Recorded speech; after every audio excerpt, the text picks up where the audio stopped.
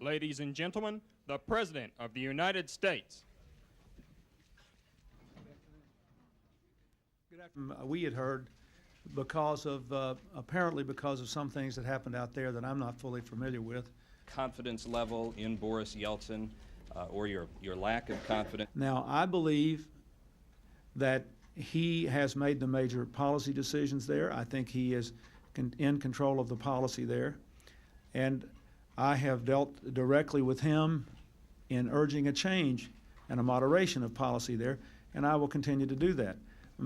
My confidence level in him is strong. If you ask me, do I think he is still the effective president of Russia, and is he making those decisions? Yes, that's what I believe is the case. At the end of the month, to help in the withdrawal of UN peacekeepers if President Tudjman sticks to his deadline?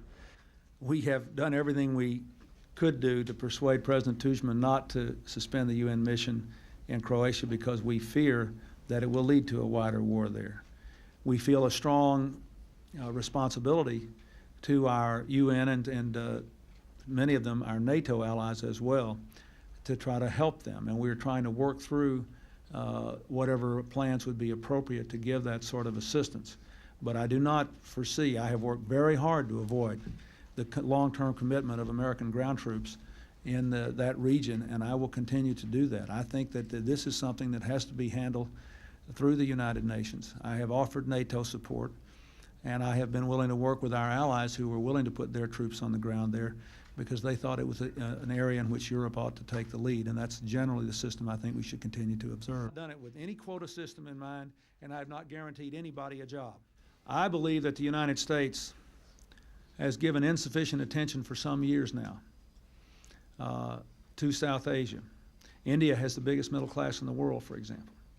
And there are two reasons for this. One is our historic ties to India were strained during the Cold War because of what the geopolitics of that area did to their foreign policy.